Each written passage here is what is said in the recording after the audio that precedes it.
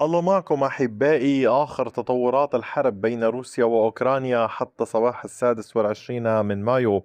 واصل الجيش الروسي عمليات التقدم مسيطرا على عدد من المواقع في جبهة سومي وكذلك في كوستانتينيفكا، لكن في المقابل كان هناك تقدمات أوكرانية في جبهة زابوروجي وجبهات أخرى. المفارقة اليوم أن هناك عمليات كانت قد حصلت في دانيبرو.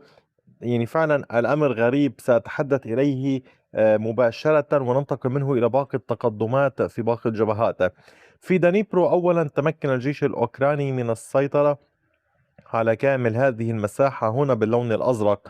بعد دخوله كنينيفسكي الجيش الأوكراني توجه نحو نوفو ميخايليفكا وسيطر على كامل هذه المنطقة باللون الأزرق بعمق نحو كيلومتر بامتداد نحو 3 كيلومترات. فرضت القوات الأوكرانية سيطرتها على هذه المساحة وتواصل الضغط في المنطقة المحيطة سواء باتجاه بلدة زابوريسكي بيريزوفي وتيرنوفي. في المقابل من هذه المنطقة كان هناك تقدم روسي وسيطرة روسية، ولكن الغريب في الأمر وهو الذي فعلا حين نحاول عرض أمور بدقة نحاول عرضها بدقة فعلية جدا جدا دون أن يكون هناك أي أخطاء. وبالتالي الجيش الروسي وصل إلى هذه المنطقة، إلى هذه البلدة الموجودة في أقصى الشمال هنا، ورفع أعلامهم في 3 اتجاهات: في الوسط وفي الجزء الغربي القريب من بوكروفسكي وألكسندريفكا. عملية وصول الوحدات الروسية إلى هذه المناطق ورفع الأعلام، خاصة أنها قوات وليست فقط مجموعة استطلاع تذهب وترفع الأعلام، لأنه هذا الآن بدنا نشاهده في مختلف الحروب حول العالم وليس عبر الدونات الجزر رفع العالم. وبالتالي السيطرة على هذه المنطقة كان قد فتح الكثير من الأسئلة: كيف وصل الجيش الروسي إلى هذه المساحة فيما هذه المنطقة تحت السيطرة الأوكرانية؟ العمليات في هذا الاتجاه على ما يبدو أدت إلى أن تصبح كامل هذه المنطقة رمادية، ولكن قد يكون هناك مناطق إضافية كانت رمادية على طول المنطقة هنا، يكون أن يضاف إليها مساحات إضافية باتجاه الشرق أو باتجاه الغرب. لا أحد يعلم في محاولة لمعرفة المسار التي سلكته هذه القوات الروسية للوصول إلى هنا دون أن يكون هناك أي ردع أوكراني. وهذا فتح الكثير من الأسئلة: هل القوات الأوكرانية وضعت كامل قواتها في أماكن معينة أو في الخطوط الأمامية مباشرة دون أن يكون هناك أي تواجد في هذه البلدات التي تقع في الخطوط الخلفية، ظنا منهم أن الجيش الروسي لن يصل إليها، أو ربما يجري سحب في حال حصل هجوم روسي، يجري سحب القوات الأوكرانية تلقائيا من منطقة إلى منطقة وصولا إلى نشرها هنا؟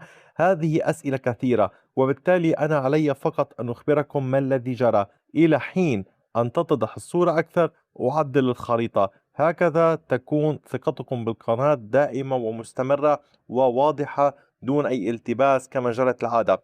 في القطاع الشرقي من زابوروجي واصل الجيش الروسي عمليات التقدم مسيطرا في شمال فيرخنيا تيرسا، وقد سيطر على هذه المساحة هنا باللون الزهري. عمق التقدم للوحدات الروسية بلغ 1.67 كيلومتر بامتداد 1.57. العمليات لا تزال مستمرة وواسعة، والجيش الروسي يحاول قدر الإمكان الاستمرار في الضغط غربا على طول هذه الجبهة نحو بلدات جديدة وإضافية، ولكن هناك مساحات قبل الوصول إلى هذه البلدات التي أشير إليها.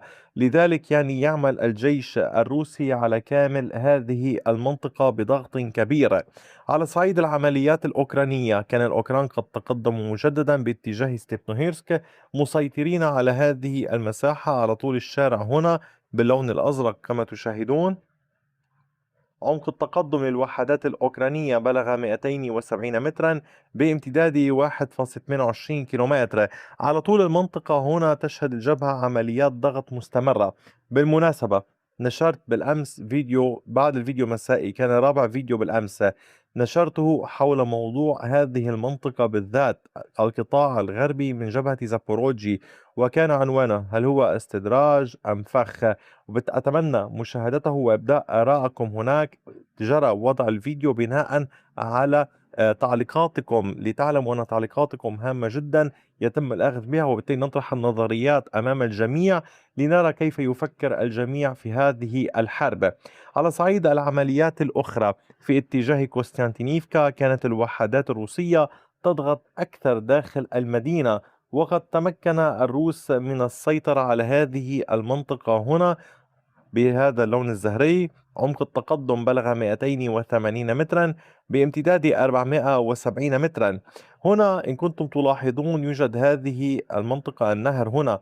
الجيش الروسي يحاول السيطرة على هذه المساحة لإغلاق المنطقة على القوات الأوكرانية ومحاصرتهم. يصبح من الصعب إرسال إمدادات. القوات الأوكرانية يعني ترسل إمدادات على طول المنطقة هنا بالدرونات وغيرها، إضافة إلى ما لديهم في هذه المنطقة، خاصة أنها مدينة واسعة وكبيرة، وبالتالي العمليات لا تزال مستمرة والجيش الروسي يحاول إغلاق المنطقة. في المقابل هناك تحركات روسية للاختراق أكثر من الجهة الشرقية على طول هذا الاتجاه. الجيش الروسي يعمل في المنطقة على اقتحام هذا الجزء والضغط على نطاق أوسع على كامل هذه المنطقة. لذلك هي عمليات مستمرة، حيث يجد الطرفان فرصة للتقدم والاختراق، يعني يحاولون القيام بذلك في محاولة للضغط على الطرف الآخر، وهذا أمر يعني يجب متابعته بدقة في هذه الحرب. أيضا على صعيد العمليات، كان الأوكران قد استردوا السيطرة في جبهة فولشانسك على إحدى البلدات. هنا التقدم الأوكراني كان باتجاه فيلتشا، السيطرة على النصف الشمالي منها. على كامل هذه المساحة تقدم الجيش الأوكراني بعمق 1.27 كيلومتر بامتداد 3.35 كيلومترا على طول المنطقة. الضغط الأوكراني كبير والهدف واضح: الحصول على منطقة ينتقل منها الجيش الأوكراني من محيط فولشانسك باتجاه المدينة. كذلك محاولات التوسع في هذه البلدات أيضا على طول المنطقة هنا وعلى طول هذا الطريق للدخول فولشانسك يساعد الجيش الأوكراني في عملياته. واليوم إذا نحن أحبائي أمام عمليات ضغط كبيرة من الجيش الأوكراني، فيما الروس يحاولون التقدم على طول هذه الجبهة هنا. أما فيما يتعلق باتجاه سومي، فالوحدات الروسية واصلت ضغطها وتقدمها وسيطرت على المزيد باتجاه زبسيليا، فارضة السيطرة على كامل هذه المساحة هنا باللون الزهري. عمق التقدم للوحدات الروسية بلغ 860 مترا بامتداد 1.86 كيلومتر. العمليات مستمرة باتجاه زبسيليا. هل ستحاول القوات الروسية السيطرة على كامل هذه المنطقة؟ طبعا لمن لا يعلم، هناك نهر على طول هذا الاتجاه يعني يفصل المناطق عن بعضها البعض. الحركة يعني في هذه المناطق ليست بالسهلة، والأوكران يعني يركزون أساسا قوات في هذه المنطقة. لنرى إلى أين ستؤول الأمور فيما يتعلق بهذا الشأن فيما تستمر المعارك في الجبهة الأخرى في سومي. أما على صعيد العمليات في كوبيانسك، فالمقاول الاشتباكات متواصلة في الجبهة الشرقية للمدينة وجنوبها وصولا إلى كامل القطاع، مع استمرار العمليات في المدينة ولكن دون أي تغييرات في خريطة السيطرة.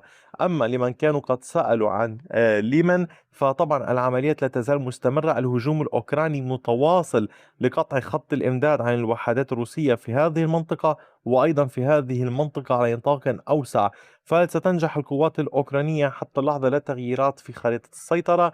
أتابع معكم أي جديد. تأكدوا دوما من مشاهدة كل ما تقدمه القناة من فيديوهات ومشاركتها ليستفيد الأصدقاء. وشكرا لكم، وإلى اللقاء بفيديو آخر.